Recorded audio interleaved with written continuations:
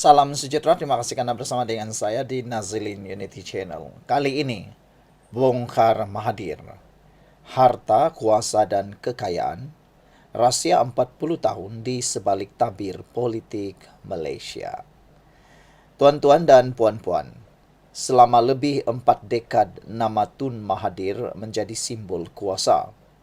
Dari zaman petrol murah, projek mega, sampailah era media sosial.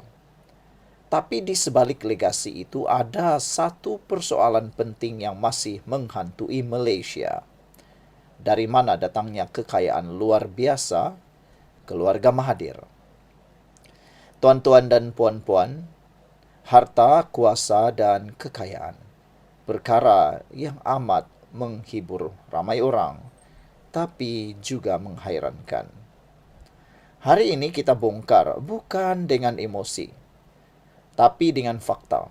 Siapa sebenarnya yang mengawal aset, kuasa, dan pengaruh yang masih hidup. Walaupun umur politiknya sudah 99 tahun. Kuasa itu bernilai bila disimpan terlalu lama. Mahathir memerintah selama 22 tahun kali pertama dan 22 bulan untuk kali yang kedua. Dua tempoh yang mencipta dua legasi. Satu membina negara, satu lagi membina dinasti. Tuan-tuan dan puan-puan sekalian, di zaman Tun Mahathir, bermula pada tahun 1981 sehingga tahun 2020, Mahathir dikatakan mengawal bukan sekadar kerajaan tetapi juga rangkaian korporat. Daripada Petronas, Proton hingga syarikat kroni yang disebut-sebut menerima kontrak khas. Itulah asas kepada tuduhan bahawa kuasa digunakan sebagai pelaburan kekayaan. Bila kuasa terlalu lama dalam satu tangan, garis antara pembangunan negara dan pengayaan keluarga mula kabur.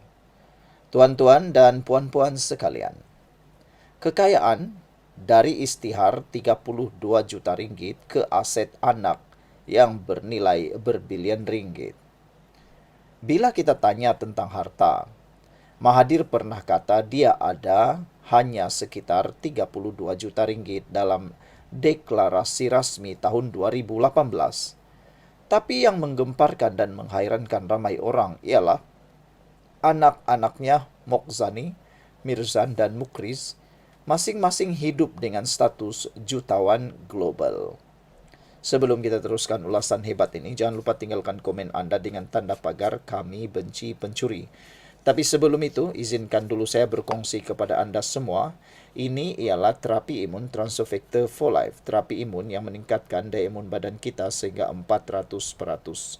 Secara umum dan ringkasnya, apabila imun badan kita lemah, bodoh dan tidak seimbang, kita sukar sembuh daripada penyakit dan penyakit berakar di dalam tubuh badan kita.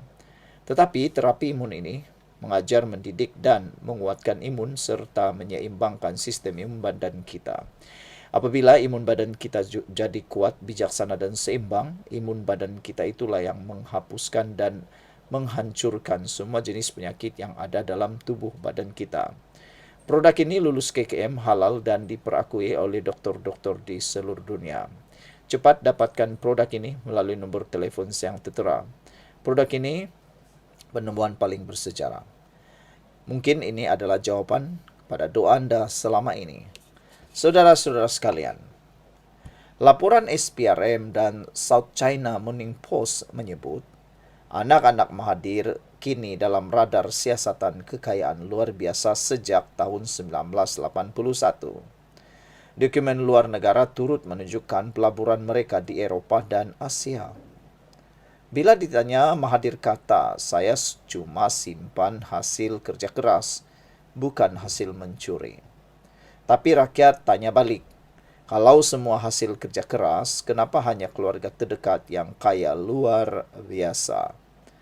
Keratan berita SPRM arah anak Mahathir istiar harta juga baru-baru ini menjadi tular dan betul-betul menjadi hangat di mana-mana. Di sinilah logiknya ekonomi politik. Kuasa melahirkan peluang dan peluang melahirkan kekayaan. Tapi kalau peluang hanya dalam kalangan keluarga, itu bukan merit, itu monopoli. Bukti penafian dan permainan persepsi. Mahathir menafikan semua tuduhan. Katanya, semua itu fitnah Anwar dan media barat. Malah beliau menyaman Anwar Ibrahim dengan nilai 150 juta kerana mendakwa memperkaya diri sendiri. Tuan-tuan dan puan-puan sekalian, namun dalam masa sama, SPRM masih meneruskan siasatan terhadap anak-anak beliau. Dari laporan The Edge, mereka disiasat berhubung aset luar negara dan pegangan saham berbilion. Tuan-tuan dan puan-puan, dalam bidang ekonomi politik, situasi ini disebut elite capture. Bila segelintir keluarga elit menguasai ekonomi melalui akses kuasa negara, dan di Malaysia Mahathir adalah contoh klasik teori itu. Tuan-tuan dan puan-puan, politik, skandal dan warisan yang retak. Benarkah ini muncul dalam Malaysia? Anwar kini cuba ubah naratif. Dia bukan sekadar lawan politik. Dia juga nak pecahkan tembok kekebalan bekas pemimpin. Tuan-tuan dan puan-puan, isu ini bukan lagi tentang siapa curi duit, tapi siapa berani tunjuk akaun. Mahathir mungkin menang semua pilihan raya, tapi kali ini dia kalah dalam perang persepsi. Rakyat kini mula mempersoalkan, adakah 40 tahun pembangunan ini benar-benar untuk negara atau untuk satu legasi peribadi yang disalut dengan nama nasionalisme? Tuan-tuan dan puan-puan, harta, kuasa dan kekayaan cermin politik Malaysia.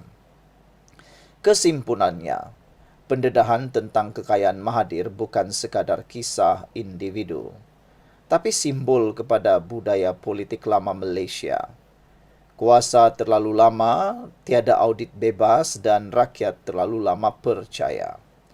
Secara ilmiah, isu Mahathir membuktikan bahawa sistem semak imbang negara lemah bila kuasa tertumpu pada satu tangan. Ia memberi pengajaran besar kepada generasi baru. Jangan biarkan sesiapapun terlalu lama di atas, sebab kuasa yang tak dipantau akan jadi harta yang tak terjawab. Saya Nazilin Unity, ini bukan sekadar ulasan biasa. Ini panggilan untuk rakyat celik sejarah. Harta boleh diwarisi, tapi kebenaran mesti diperjuangkan. Apabila komen anda, jangan lupa tinggalkan komen anda, tekan butang subscribe, share jika anda suka ulasan ini. Sekian dulu, kita jumpa lagi. Bye-bye.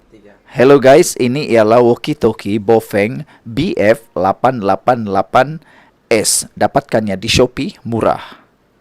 Guys, ini ialah headphone Onikuma K2 Pro. Hebat, luar biasa, cantik dan murah. Dapatkannya di Shopee. Guys, ini ialah powerbank Mozom PB149. Murah, hebat dan dapatkannya di Shopee sekarang. Guys, ini ialah Shokz Open Swim Pro. Headphone yang hebat, kualiti hebat, tahan air. Dapatkannya di Shopee. Guys, ini ialah headphone One Audio E70 Fusion. Dapatkannya di Shopee, murah sekarang.